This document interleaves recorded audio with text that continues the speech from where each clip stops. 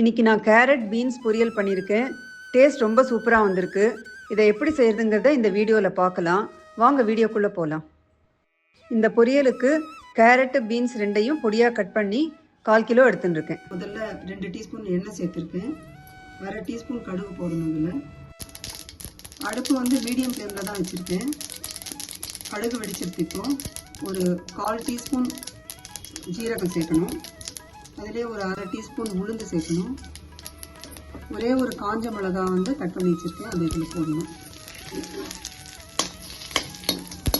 இப்போ கட் பண்ணி வச்சுருக்கிற இந்த கேரட் பீன்ஸை இதோட சேர்க்கணும்.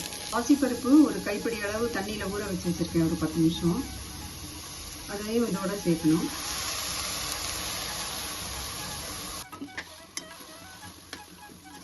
கொஞ்சம் மஞ்சள் தூள், தேவையான அளவு உப்பு. இதை நல்லா கலந்து விட்டுடலாம். இப்போது இதில் கொஞ்சமாக தண்ணி சேர்க்குறேன்.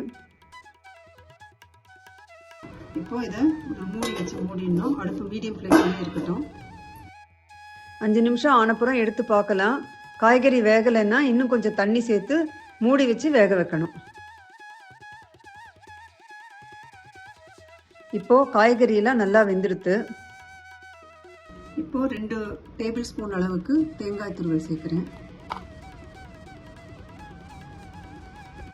தேங்காய் துருவல் சேர்த்தப்புறம் 1 நிமிஷம் நல்லா திருப்பி விட்டுட்டு ஸ்டவ் ஆஃப் பண்ணிடலாம். டேஸ்டியான கேரட் பீன்ஸ் பொரியல் ரெடி. உங்களுக்கு இந்த வீடியோ பிடிச்சிருந்ததுன்னா லைக் பண்ணுங்கள், எல்லாருக்கும் ஷேர் பண்ணுங்கள், உங்கள் கமெண்ட்ஸ் அனுப்புங்க. சேனலை சப்ஸ்கிரைப் பண்ணாதவங்க சப்ஸ்கிரைப் பண்ணுங்கள். தேங்க்ஸ் ஃபார் வாட்சிங்.